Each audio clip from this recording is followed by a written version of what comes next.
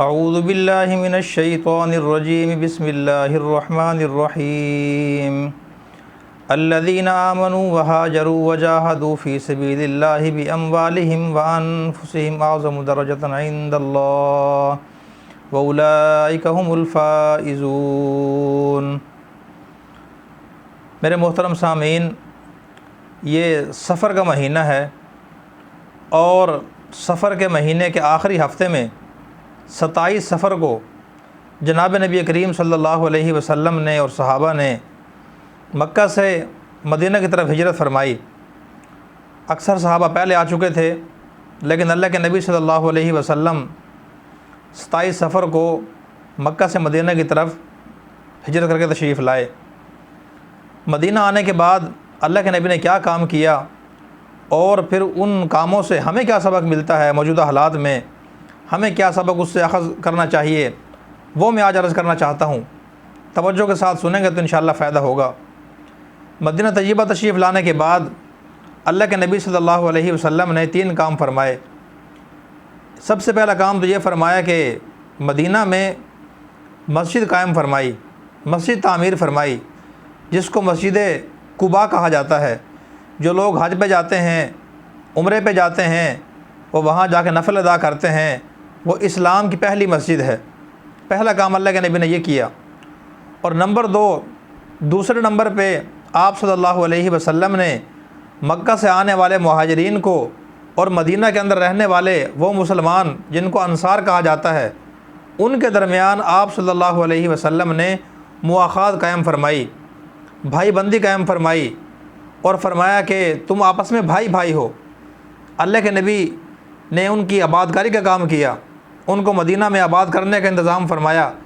ایک انصار کے ساتھ ایک مہاجر کو بھیجتے تھے اور فرماتے تھے کہ تم آپس میں بھائی ہو۔ ایک انصار کو بلاتے، ایک مہاجر کو بلاتے اور فرماتے کہ تم آپس میں بھائی بھائی ہو۔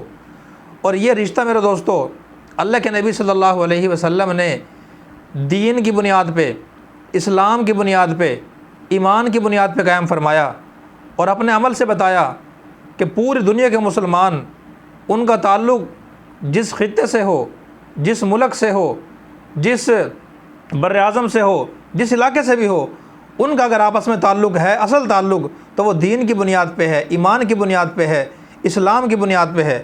قومیت، رنگ و نسل، برادری، خاندان، یہ ساری چیزیں عارضی ہیں، یہ اللہ تعالیٰ جل شانہ نے تعارف کے لیے بنائی ہیں۔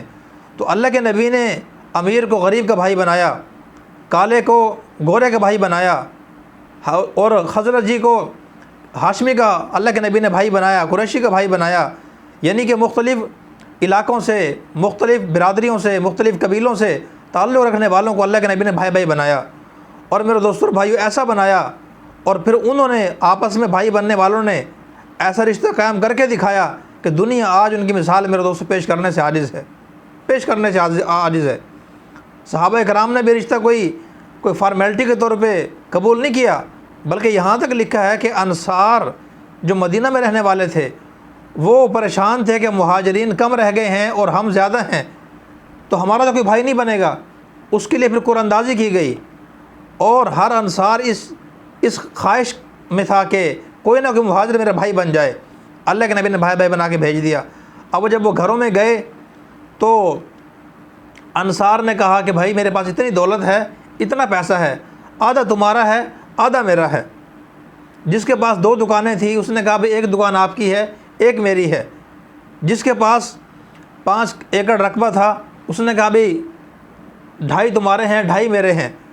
غرض ہر چیز میں، حتیٰ کہ یہاں تک لکھا ہے کہ اگر کسی کی 2 بیویاں تھیں، انصار صحابی کی، اور جو مہاجر تھا اس کی شادی نہیں ہوئی، بیوی نہیں تھی، یہ بیوی اس کی مکے میں رہ گئی، تو اس نے کہا تم ایک کو پسند کر لو، میں ایک کو طلاق دیتا ہوں، عدت گزرنے کے بعد آپ شادی کر لیں اس سے۔ اتنا احسار سے کام لیا، احساس سے کام لیا میرے دوستو۔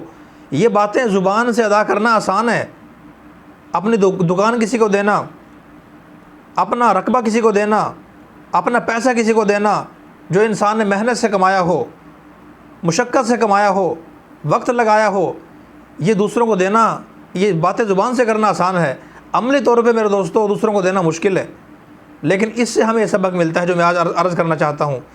دیکھیں مہاجرین بیچارے غریب تھے، فقر کا شکار تھے، انہوں نے دین کے لیے ہجرت کی، اپنے ماں باپ کو چھوڑا، اپنے وطن کو چھوڑا، دکانوں کو چھوڑا، مکانوں کو چھوڑا، گھر والوں کو چھوڑا، مدینہ آئے تو انصار نے ان کی نصرت فرمائی۔ وہ پیسے والے لوگ تھے، مالدار لوگ تھے۔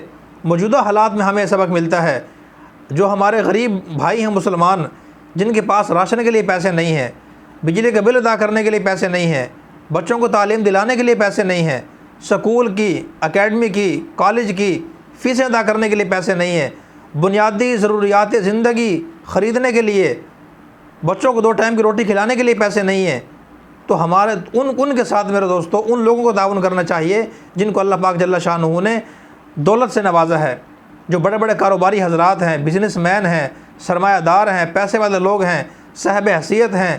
وہ انصار والا عمل پیش کر کے دکھائیں موجودہ حالات میں، جیسے انصار نے مہاجرین صحابہ کرام کی امداد کی، ان کا خیال رکھا، ان کے ساتھ اثار سے کام لیا، ان کا احساس کیا، احسان نہیں کیا، ان کا احساس کیا۔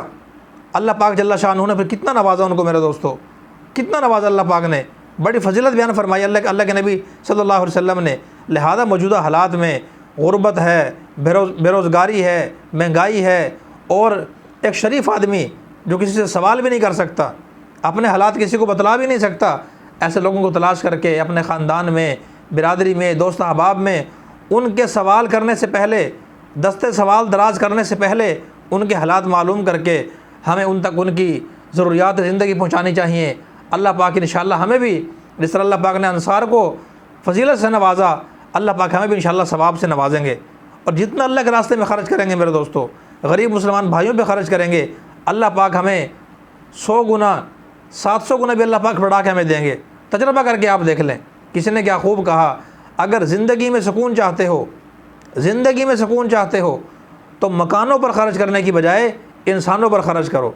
اللہ پاک مجھے بھی، آپ سب حضرات کو بھی، اپنے تمام غریب مسلمانوں کا، بے سہارا مسلمانوں کا، بے روزگار مسلمانوں کا، بیواؤں کا، یتیموں کا، غریبوں کا، مسکینوں کا خیال رکھنے کی، ان کے حقوق ادا کرنے کی، ان کے ساتھ تعاون کرنے کی، صلہ رحمی کرنے کی، خیر خواہی اور ہمدردی کرنے کی اللہ پاک ہمیں توفیق فرمائے۔ وآخر دعوانا الحمدللہ رب العالمین۔